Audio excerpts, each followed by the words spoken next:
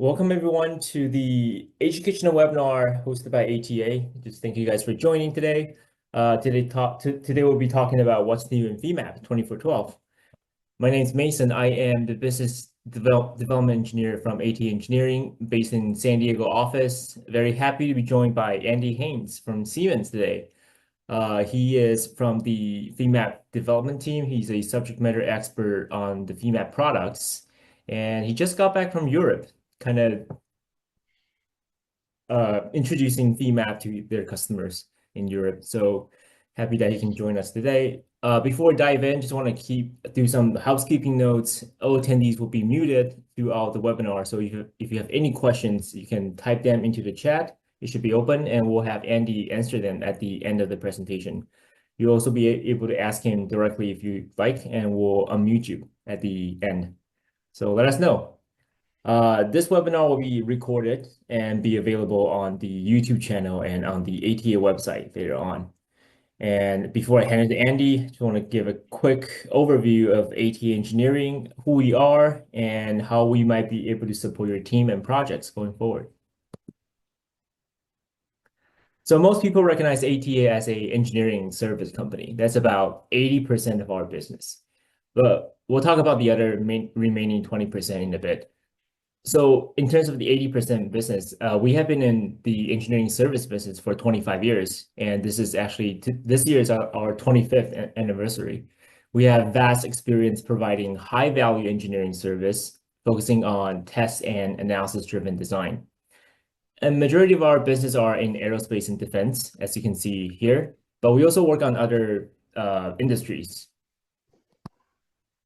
About who we are a employee-owned small business with a full-time staff, just over 200 people, and most of them have advanced engineering degree, as you can see on the right. 9 regional offices across the US, and as I mentioned before, years and years of experience focusing on design analysis and tests. And this includes, you name it, structural design, dynamics, thermal, vibroacoustics, CFD, and more. I would say what distinguishes ATA apart from other consulting companies is our rich talents that we have. Over 70% of them have advanced degree and years of experience in the industry. We like to focus on the hardest and most challenging engineering problem, and we have excellent record of solving them. One more thing to add, we are the leading independent modal test group in the US that can provide testing support. And we have lots of experience just kind of flying our team to the test article location and conduct GBT and use that information to come back and drive the model design. So that's about 80% of what ATA does, right? That's the service business. And aside from that, this is how most of you joining the webinar today know about ATA Engineering. We are a Siemens VAR, value-added reseller. We not only sell the product, but we also provide software support and trainings, documentations to our customers. And just very recently, we was awarded the Partner of the Year in North America by Siemens, kind of showcasing the dedication and support to our customers. And what sets ATA apart from other Siemens reseller is that because we sell what we use, so our customer really appreciate our familiarity of those tools. And it really shows that whenever you need a problem or you have an issue you call our hotline support, and every time you're talking to an actual support engineer, project engineer, use the software every day and understand the problem. In addition, we teach a variety of classes, primarily dealing with simulations. We generate Siemens training material for the Nastran software, and a lot of time when you go up to Siemens wanting to get a Nastran Femap class, you ended up seeing it either in Denver or San Diego, because that's the 2 locations that we have. We'll be hosting ATA and we'll be teaching it. All right, so this is a new slide. This is showcasing kind of the ATA Siemens partnership over the years, and it started with a company called SDRC, which developed a popular POM tools at the time called Ideas. And at the time, ATA was part of SDRC, and we stand for Advanced Test and Analysis Division. And in 2000, we spun off from SDRC, and we became ATA Engineering. Continue to focus on like the high quality engineering service and the GVT test support to our customer. And of course, after a series of acquisition, SDRC was eventually acquired by Siemens. And so the IDEA software was integrated with Unigraphics and later became the well-known NX product. And in 2007, because we use so many of the Siemens tools, Siemens was like, hey, are you interested in becoming a Siemens value-added reseller, a VAR, and can help support our customers who needs assistance? And we accepted the offer, became one of the Siemens VAR. So that's 20% VAR business now. And in 2016, our VAR business grew very fast. We achieved the Go Partner status. And just around that time, Siemens acquired CD Adapco. So that's a tool called Star CCM Plus. And that's one of the tools that we love and use. So we became one of the first partner to sell and support the product and also achieving platinum status. So fast forwarding to today, we keep doing great webinars, providing free resources at Femap APIs and hosting free webinar like this one. And we hope that you enjoy what we're doing. All right, so last slide before I hand it to Andy, I want to encourage people to visit our ATA website. We have a new website now, so it's a very interesting look and you can go dig out. So it has our hotline support information. This is one of the unique advantage getting your software support from ATA. And of course, the free resources, including like the past webinar, APIs, white papers, and you'll be able to download them free. All right, with that being said, happy to introduce Andy Haynes. Lots of experience with Femap and subject matter expert. He wrote 90% of the Simcenter Femap and user documentations. So very happy to have you here. Take it away, Andy. Thanks, Mason. Here, let me try to. Oops, I think you need to stop sharing the screen. Maybe. Oh, whoops. Yeah, that's okay. No worries.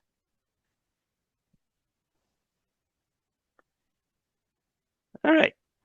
Hopefully everybody can now see my screen. Oh, great. Okay. So what are we talking about today? We're talking about what's new in Femap 2412. So 2412 was released in December 2024, and MP1 of 2412 will be released sometime this month, probably maybe even this week. It just basically contains bug fixes. That's about it.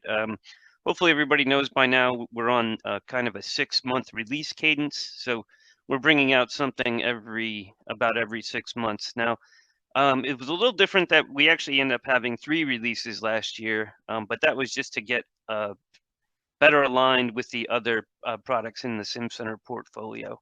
So that's why we end up having 2401, 2406, and then 2412.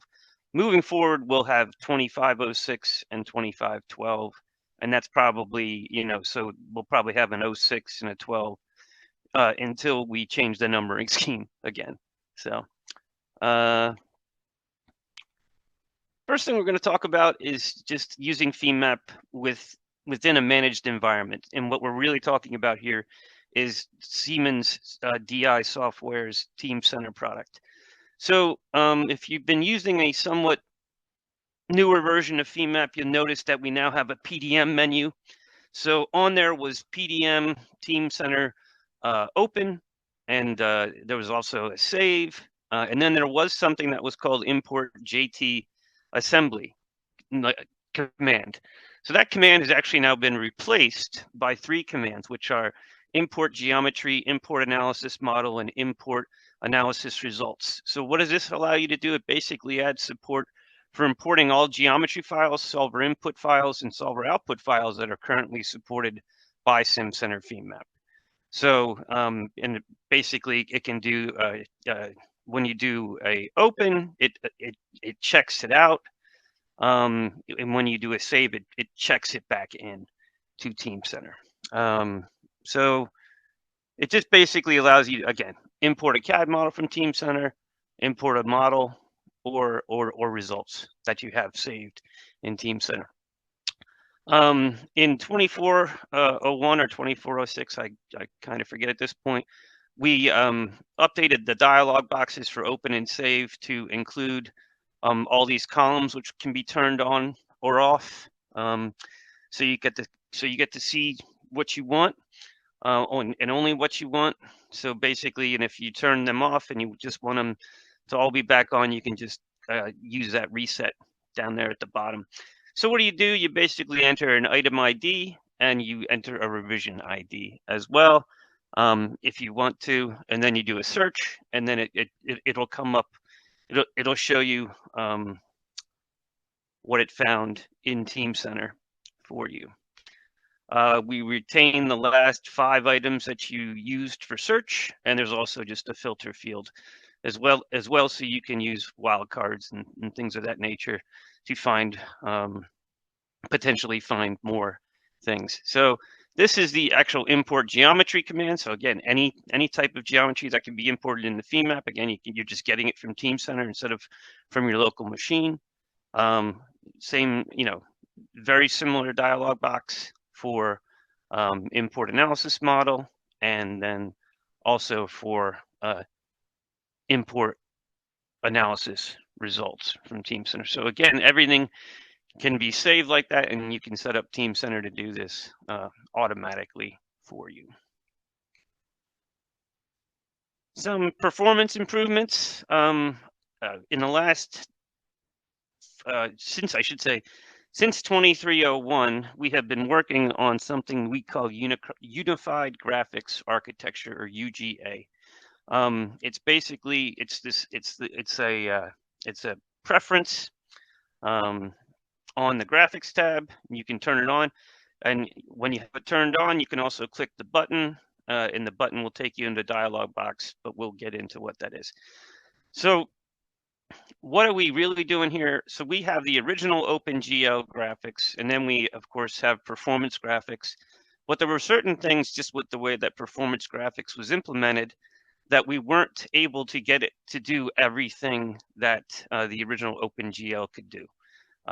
These included things such as line style, line width, fill style, and transparency. Were not supported by performance graphics. So sometimes people, in order to use those features, would turn off best possible or performance graphics, whichever one they had on. And then you were actually just going back to the original OpenGL code. So there's basically now 3 graphics pipelines.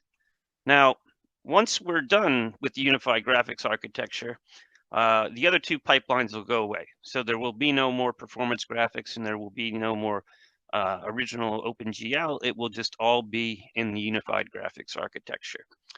And also the unified graphics architecture will support those things I mentioned, like line style, line width, fill style, and transparency.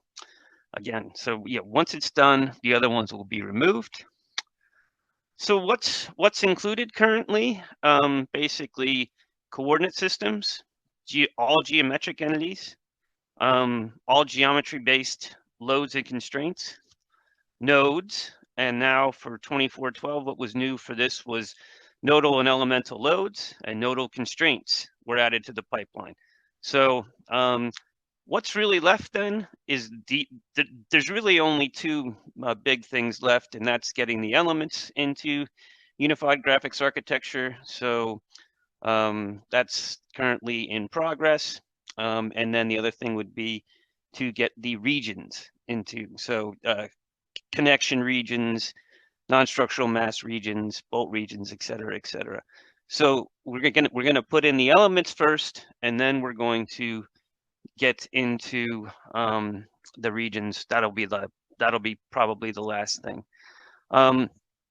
If you are seeing something and it does not appear correctly in Femap when you have the unified architecture option turned on, you can always just click this button, get into the unified architecture options dialog box, and you can just turn off one of those categories of things. So again, if you're not seeing all your geometry or something of that nature, you can just turn off geometry, and then it'll just fall back to using either performance graphics or original OpenGL, whichever however you have set up Femap to run.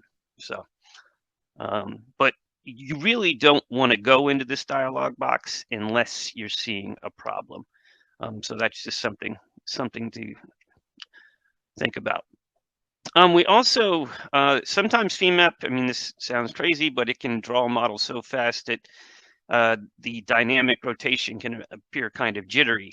So that's typically what that's coming from is because Femap is drawing the model faster than the refresh rate of the actual monitor that the user is using. So we added this max FPS, which stands for maximum frames per second, to the graphics tab.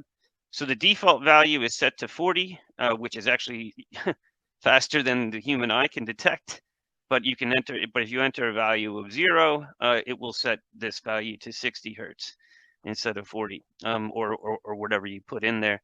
And just the note here, I mean, the frame rate of a motion picture, you know, a movie, shown in a theater is 24 hertz. So basically, you know, that's just in there for reference. In terms of analysis support, we can now make a frequency response, harmonic response subcase for solution 401 in Simcenter Nastrian's solution 401. So basically what you have to do is you have to have a modal subcase before that.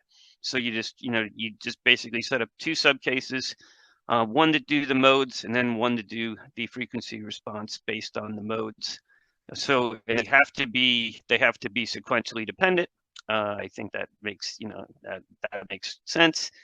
And basically, so you do need 2 subcases if you want to try to use the modal frequency response in solution 401. Now, why would you want to do this instead of, say, just doing a solution 111? Like a normal modal frequency, it's the fact that you can use, if you want to have a pre-stiffened modal portion of your analysis, it can include large displacements and other nonlinear effects and that would have to be in another subcase. So you basically would want your static subcase, then your modal subcase, then your modal frequency subcase. So if you wanted to do something of that nature, that's where you would end up having to set up 3 subcases. You have some somewhat limited options. Right now, it only supports the Freak 1, and the Freak 2, so no Freak 3, 4, or 5. But I believe those are going to be coming in a later version. So essentially, you can just choose those to make defining your solution frequencies a little bit easier. You can also choose it from the frequency response section of the Nastrian dynamic analysis box. So that's the one that you would see over there on the options for dynamic analysis tab instead of the solution frequencies tab. So you can basically do it both ways. You can also set up dynamic options. So you can, in the analysis set level, you can set the mass and damping options that you see there. And then for each subcase level, you can also set those. But you can see that you actually have less items to pick from at the subcase level as opposed to the analysis set level. For 2412, if you're using Abacus and you have Abacus set up to run via on the solvers tab via file preferences, you can now just have it, basically you can have it launch Abacus automatically. You could always have it do this before, but the analysis monitor was not tied in with Abacus before, but now it is. So you can look at the message file, the status file, or the printed output file. Another thing that's coming in MP1, and I need to stress that this will not work in 2412. But you can also use it if you're using the Autodesk Inventor Nastrian solver. So again, you just set it up as a linked solver on the solvers tab in preferences, and you can look at the log file, which is a system log file, modal results output file, or the status file. Just know that the status file only shows up if you've requested it to show up. In terms of something else that is now supported, if you were using any either of the nonlinear solution sequences in Autodesk Inventor Nastran, so solution 106 or 129, you can now incorporate bolt preloads as well. They just simply they weren't being written out before. They weren't. It's not that we were writing them out wrong or anything. It's just that we just did not write them out for the nonlinear solution sequences. In terms of post-processing, we can now see complex results from solution 401. So from the analysis equals mfreq. So just these weren't supported before. So those are now available from that type of analysis. And then just a little bit more, if you're using a newer version of Femap, hopefully you've started to use the help manage licensing command instead of help about. This basically just gives you a good bit more information than you were seeing before. So I kind of reordered it as well. Most people are using FlexLM, to license the software, but a lot of people still use the dongle, the security key. So what's nice about this is if you are in a mixed license environment like that, where sometimes you want to be using a dongle, or sometimes you want to be pulling a license off a server, you don't have to close Femap and use those go .batch files anymore. You basically can just change your licensing type in here and put in the required input for that type of licensing if needed, and then you're off and running. And also, just one thing that we've found is that sometimes people have a different version of the client, the FlexNet publisher, so that's FlexLM. So sometimes people have the client version and the server version are different. So if you do use help about, we now list that in there, so you can see that very easily. You can see that that's there, and if there's a mismatch. And then just some things that we did for the API was just some new and updated properties. We added a type-in preference for Nastran PBML to change to a version of the PBML code used by assorted functionality within Femap. Kind of uses an older version of the PBML code, and we added the FE curve replace command to the API, which is the edge replace functionality available in the geometry editing tool in the meshing toolbox for 2406. So that was kind of the new functionality. If you haven't seen it yet, it's pretty interesting. So that's the edge replace functionality. And then we found out that we were doing something. We were doing a lot of extra work when we were using the FE surface corners multiple API command. So just with about an hour or two of work, we made it 15 times faster. So that'll be in MP1. So I'm just gonna pop in the Femap just for a second here, and I'm just gonna open something. I just wanted to show everybody the sorry.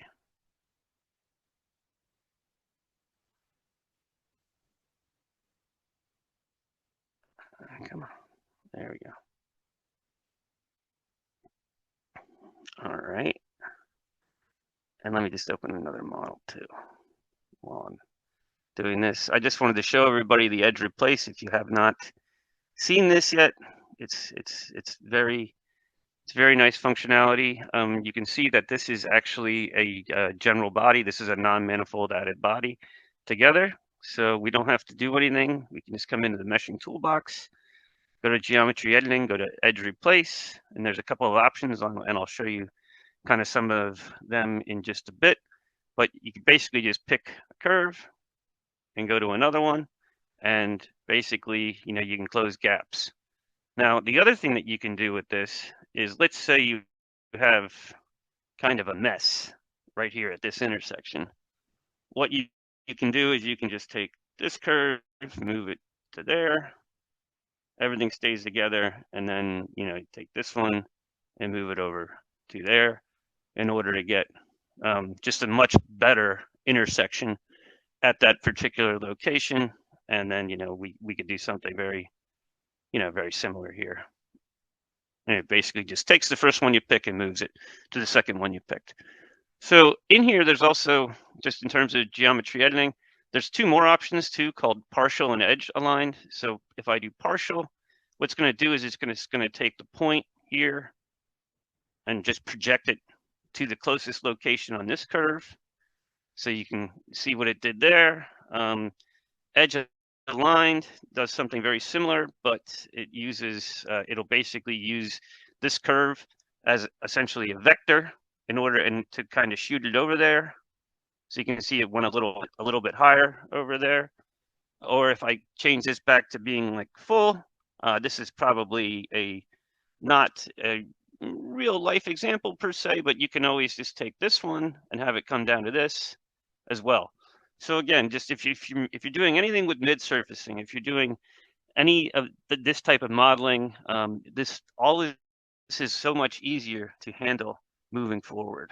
So that's pretty much what we had for 2412. So that's does anybody have any questions for us? Are there any in the chat? Here, let's go look at the chat.